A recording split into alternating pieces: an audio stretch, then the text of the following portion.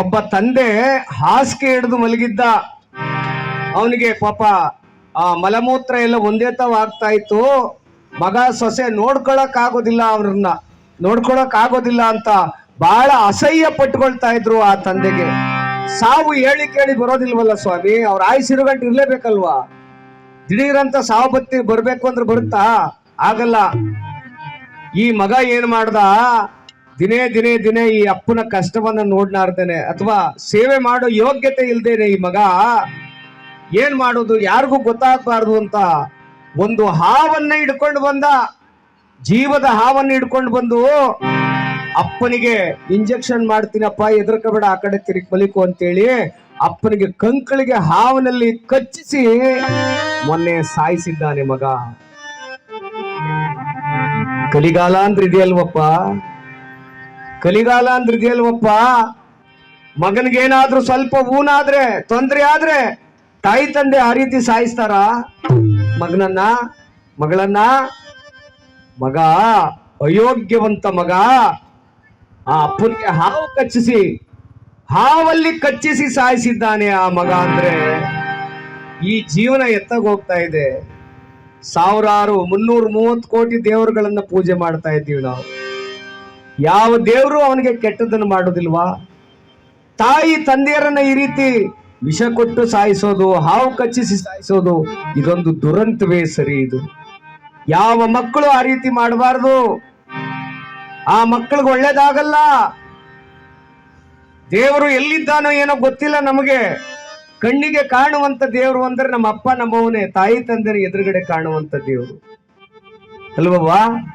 ಆ ತಾಯಿ ತಂದೆಯರನ್ನ ಹೀನಾಯವಾಗಿ ಒಡೆದು ಬಡಿದು ಹಾವನ ಕೈಲಿ ಕಚ್ಚಿಸಿ ಅವನನ್ನ ಸಾಯಿಸಿದ್ದಾರಲ್ಲ, ಇಂಥ ಮಕ್ಕಳು ಈ ಪ್ರಪಂಚದಲ್ಲಿ ಇರೋ ತನಕ ಈ ನಮ್ಮ ಸಮಾಜ ಉದ್ಧಾರ ಆಗುತ್ತೆ ಅಲ್ರವ್ವ.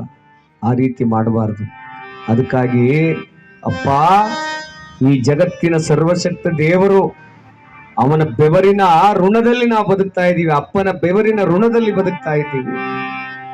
ಅವರ ಪಾದವನ್ನೊಮ್ಮೆ ನೋಡಿ, ನೀವು ತಂದೆಯ ಪಾದವನ್ನೊಮ್ಮೆ ದಿಟ್ಟಿಸಿ ನೋಡಿ. ಒಡೆದೋದ ಕಾಲುಗಳು, ಕೆಸರಾದ ಕಾಲುಗಳು, ಕೈಯೆಲ್ಲ ಒರಟಾಗಿರೋ ಕೈ.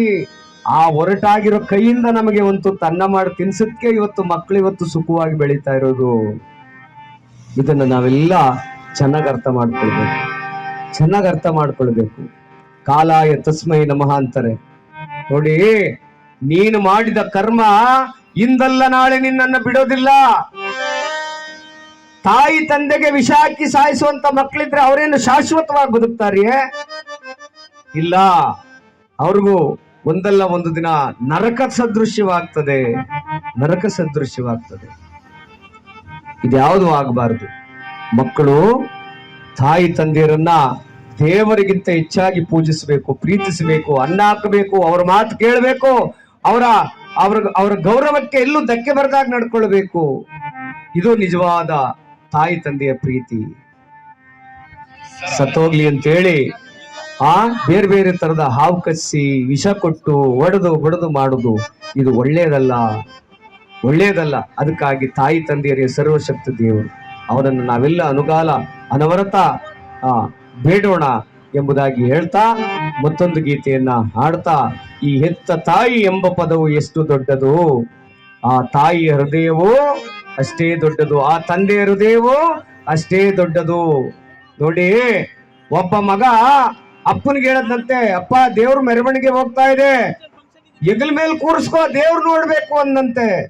ತಂದೆ ಎತ್ತಿ ಹೆಗಲ ಮೇಲೆ ಕೂರಿಸ್ಕೊಂಡ. ಅವನಿಗೆ ಬುದ್ಧಿ ಬರ್ತಾ ಬರ್ತಾ ಬರ್ತಾ ಮಗನಿಗೆ ಗೊತ್ತಾಯ್ತಂತೆ, ನಾನು ಕುಳಿತಿರೋದು ದೇವ್ರ ಹೆಗಲ ಮೇಲೇನೆ ಕುಳಿತಿದ್ದೆ, ನಾನು ದೇವ್ರ ಅಲ್ಲೆಲ್ಲಿ ಕಾಣ್ತಾನಪ್ಪ, ನಾನು ದೇವ್ರ ಹೆಗಲ ಮೇಲೆ ಕೂತಿದ್ದಲ್ಲ, ಅಂತ ಪುಣ್ಯವಂತ ನಾನು ಅಂತ.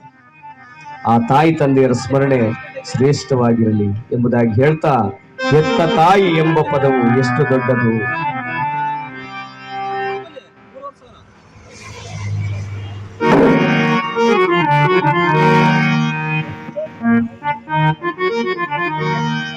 ನವಮಾಸ ಗರ್ಭದಲ್ಲಿ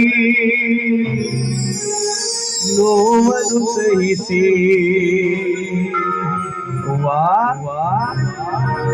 ಹಡೆಬಳೆಲ್ಲ ನಮ್ಮನು ಪ್ರೀತಿಯ ಬೆರೆಸಿ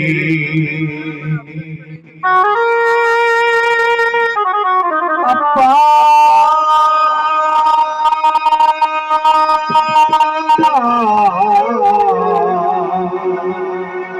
ನಿನ್ನ ಪಾದವೇ ಜಗತ್ತಿನ ಶ್ರೇಷ್ಠ ಪಾದವೋ.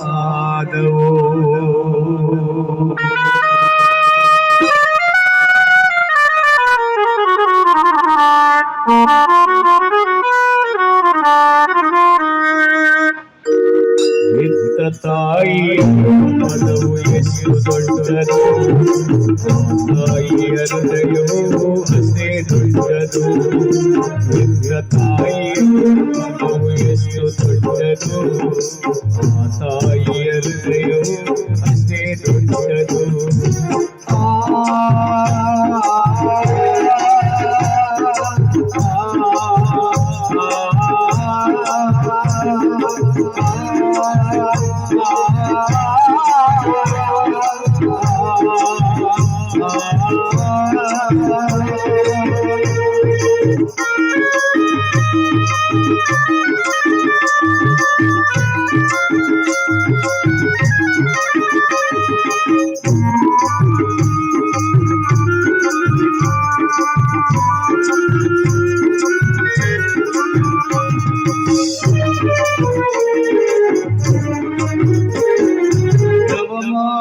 ಗರ್ಭದಲ್ಲಿ ಸಹಿಸಿ ನಡೆಬಳಲ್ಲ ನಂಬನು ಪ್ರೀತಿಯ ಮೆರೆಸಿ.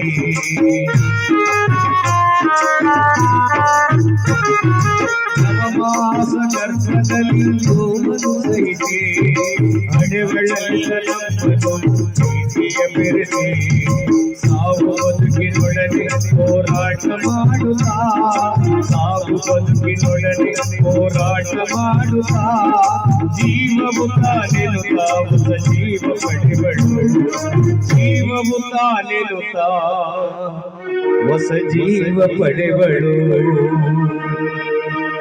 ತಾಯಿ ಮಕ್ಕಳಿಗೆ ಜನ್ಮ ಕೊಡುವಾಗ ರಕ್ತದ ಮಡುವಿನಲ್ಲಿ ಬಿದ್ದು ಒದ್ದಾಡ್ತಾಳೆ, ಸಾವು ಬದುಕಿನ ನಡುವೆ ಹೋರಾಡ್ತಾಳೆ.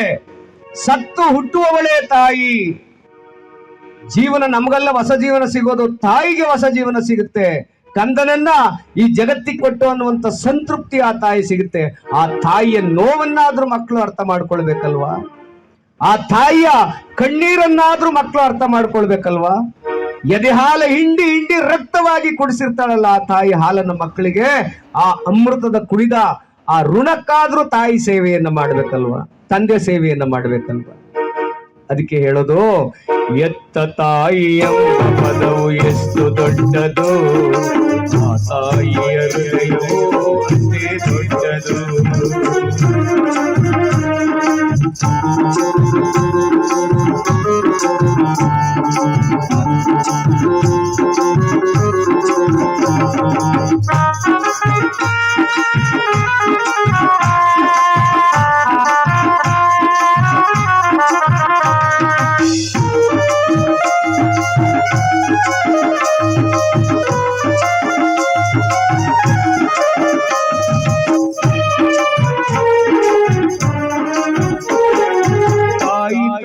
ಮಗುವನ್ನು ತೊಟ್ಟಿಲಲ್ಲಿಟ್ಟು ಜೋಗುಳವ ಹಾಡುಗಳು ಕೊಟ್ಟು,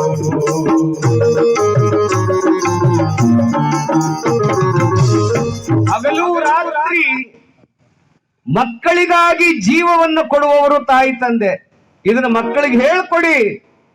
ಮಗು ಏನಾದ್ರೂ ಹತ್ತರೆ ತನ್ನ ಎಲ್ಲಾ ಕೆಲಸ ಕಾರ್ಯಗಳನ್ನು ಬಿಟ್ಟು ಓಡೋಡಿ ಬಂದು ಹಾಲುಣಿಸುವವಳು ತಾಯಿ. ಮಕ್ಕಳಿಗೆ ಏನಾದ್ರೂ ಆರೋಗ್ಯ ಸರಿ ಇಲ್ಲ ಅಂದ್ರೆ ತನ್ನ ಹಸಿವು ನಿದ್ರೆ ಬಾಯಾರಿಕೆಯನ್ನ ತ್ಯಜಿಸಿ ಓಡೋಡಿ ಬಂದು ಮಕ್ಕಳಿಗೆ ಶುಶ್ರೂಷೆ ಕೊಡಿಸುವವನು ತಂದೆ. ಅವರೇ ಸತ್ಯವಂತ ದೇವರು. ಅವರಿಗೆ ನಾವು ಕಾಲಲ್ಲಿ ಒದೆಯೋದು, ಕಪಾಳಕ್ಕೆ ಹೊಡೆಯೋದು. ಮೊನ್ನೆ ನೋಡಿದ್ರಲ್ಲ ನೀವೆಲ್ಲ, ಮಗ ತಾಯಿಯನ್ನ ಮರೆಯಿಂದ ಹೊರಗಡೆ ಹಾಕಿ ತಾಯಿಗೆ ಕಪಾಲಕ್ಕೆ ಹೊಡಿತಾ ಇದ್ದಾನೆ. ಬರಬೇಡ ನಮ್ಮನೆಗೆ, ಬರಬೇಡ ನಮ್ಮನೆಗೆ. ಏನ್ ಮಾಡ್ಕೊಟ್ಟಿದ್ಯ ಅಂತ ನಮ್ಮನೆಗೆ ಬಂದಿದ್ಯಾ? ನೋಡಿ, ಆ ತಾಯಿ ದುಡಿದು ಕಷ್ಟಪಟ್ಟು ಸಾಕಿ ಸಲಹಿ ಒಂದು ಮನೆಯನ್ನ ಕಟ್ಟಿಕೊಟ್ರೆ ಆ ಮನೆ ಒಳಗೆ ಗೆದ್ದಲು ಕಟ್ಟಿದ ಮನೆ ಒಳಗೆ ಹಾವು ಬಂದು ಸೇರ್ಕೊಂಡಂಗೆ ಸೊಸೆ ಮಗ ಬಂದು ಸೇರ್ಕೊಂಡು ತಾಯಿಗೆ ಕಪಾಲ್ ಹೊಡೆದು ಮನೆಯಿಂದ ಆಚೆಗೆ ಹಾಕಿದ್ದಾರೆ. ನೋಡಿ, ಯೂಟ್ಯೂಬ್ ಅಲ್ಲಿ ಇದೆ, ಯೂಟ್ಯೂಬ್ ಅಲ್ಲಿ ಬರ್ತಾ ಇದೆ, ಫೇಸ್ಬುಕ್ ಅಲ್ಲಿ ಬರ್ತಾ ಇದೆ. ತಾಯಿ ಕೆನ್ನೆಗೆ ಪಟ ಪಟ ಪಟ ಪಟ ಅಂತ ಹೊಡಿತಾ ಇದ್ದಾನೆ ಮಗ. ಯಾರು ಹೊಡೆಯೋದಕ್ಕೆ ಅವನಿಗೆ ಅಧಿಕಾರ ಕೊಟ್ಟವರು? ತಾಯಿ ತಂದೆ ಮೇಲೆ ಕೈ ಮಾಡಬಾರ್ದು. ಯಾಕೆಂದ್ರೆ ಮಗುವಾಗಿದ್ದಾಗ ನಮ್ಮನ್ನ ಜೋಪಾನ ಮಾಡುವವಳು ತಾಯಿ. ಸಾಯೋ ತನಕ ಅವಳು ದೇಹದಲ್ಲಿ ಉಸಿರಿರೋ ತನಕ ನಮ್ಮನ್ನ ಜೋಪಾನ ಮಾಡ್ತಾಳೆ ವಿನಃ ಯಾವತ್ತೂ ನಮಗೆ ಕೇಳ ಬಯಸುದಿಲ್ಲ.